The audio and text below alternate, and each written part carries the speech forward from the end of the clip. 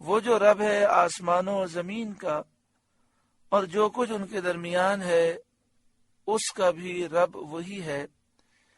ان کنتم موقنین، اگر تمہیں یقین ہو کہ وہ آسمان و زمین کا رب ہے تو یقین کرو کہ محمد مصطفیٰ صلی اللہ علیہ وآلہ وسلم اللہ کے رسول ہیں۔ لا الہ الا هو یحیی و یمیت، اس کے سوا کسی کی بندگی نہیں، وہی زندہ کرتا ہے اور وہی موت دیتا ہے۔ ربکم و رب آبائکم الاولین، تمہارا رب اور تمہارے اگلے باپ دادا کا رب، یعنی تم سے پہلے جو باپ دادا تمہارے گزرے ان کا بھی رب اللہ ہی ہے۔ بل ہم فی شک یلعبون، بلکہ وہ شک میں پڑے کھیل رہے ہیں۔ یعنی جب یہ ان باتوں کا اقرار کرتے ہیں تو علم اور یقین سے نہیں کرتے، بلکہ ان کی بات میں ہنسی، تمسخر، مذاق اڑانا شامل ہے، اور وہ آپ کے ساتھ استہزاء کرتے ہیں، آپ کا مذاق اڑاتے ہیں۔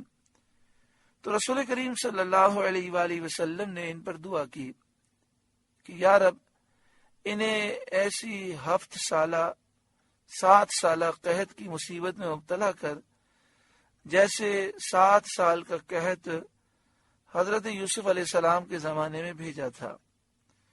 یہ دعا مستجاب ہوئی اور حضور سید عالم صلی اللہ علیہ وآلہ وسلم سے ارشاد فرمایا گیا، فارتقب یوم تأتی السماء بدخان مبین، تو آپ اس دن کے منتظر رہیں جب آسمان ایک ظاہر دھواں لائے گا، یغش الناس، کہ لوگوں کو ڈھانپ لے گا، ھذا عذاب علیم، یہ ہے دردناک عذاب۔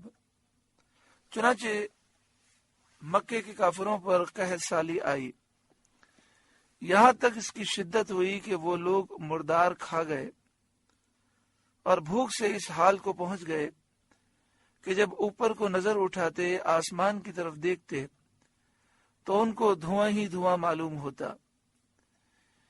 یعنی ضعف سے، کمزوری سے نگاہوں میں خیرگی آ گئی تھی، نگاہیں کمزور اتنی ہو گئی تھیں کہ بھوک کی وجہ سے اوپر دیکھتے تھے تو دھواں ہی دھواں نظر آتا تھا، اور قحط سالی سے زمین خشک ہو گئی، خاک اڑنے لگی، غبار نے ہوا کو مقدر کر دیا، یعنی ہوا مٹی غبار سے بھر گئی۔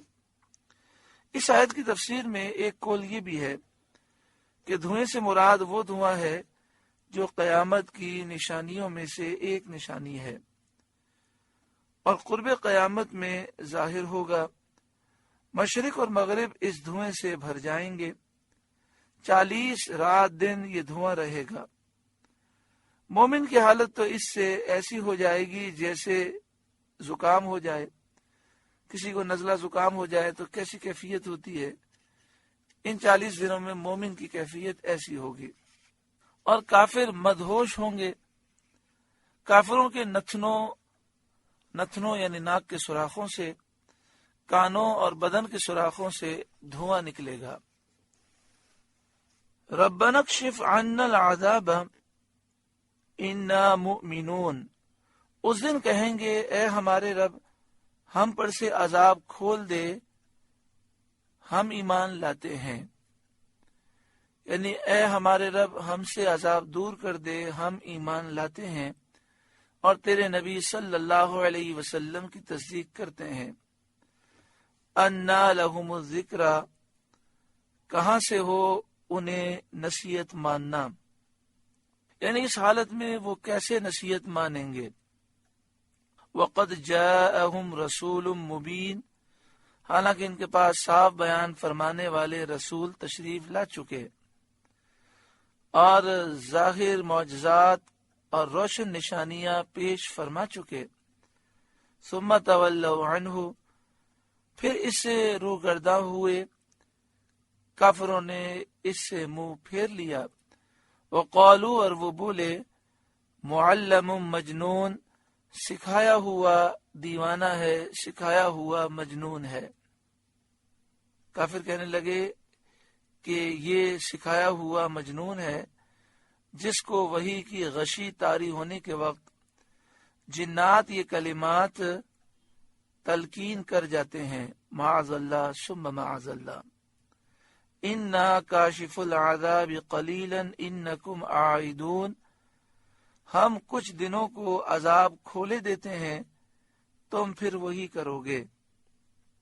یعنی جس عذاب میں یہ مبتلا ہے، فرمایا کچھ دنوں کے لیے ہم یہ عذاب دور کر دیتے ہیں پھر تم وہی کرو گے، جس کفر میں تھے اسی کی طرف لوٹو گے. چنانچہ ایسے ہی ہوا.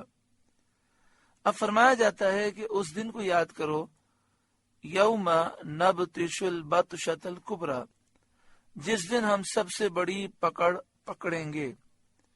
اس دن سے مراد قیامت کا دن ہے یا اس دن سے مراد بدر کا دن ہے جس میں 70 کافر مارے گئے، 70 گرفتار ہوئے اور کافر ہار گئے، شکست کھا گئے، ذلیل و رسوا ہوئے. انا منتقمون، بے شک ہم بدلہ لینے والے ہیں.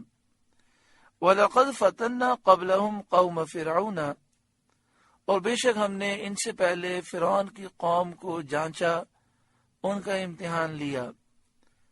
وَجَاءَهُمْ رَسُولٌ كَرِيمٌ، اور ان کے پاس ایک معزز رسول تشریف لائے، یعنی حضرت موسیٰ علیہ السلام تشریف لائے. ان اتوا الی عباد اللہ، کہ اللہ کے بندوں کو مجھے سپرد کر دو. یعنی حضرت موسیٰ علیہ السلام نے فرعون سے یہ کہا کہ بنی اسرائیل کو میرے حوالے کر دو، اور جو شدتیں اور سختیاں ان پر کرتے ہو، جو انہیں تکلیفیں اور مصیبتیں دیتے ہو، اس سے انہیں رہائی دو، نجات دو. انی لکم رسول امین، بے شک میں تمہارے لیے امانت دار رسول ہوں. وَأَلَّا تَعْلُوا عَلَى اللَّهِ، اور اللہ کے مقابلے میں سرکشی نہ کرو.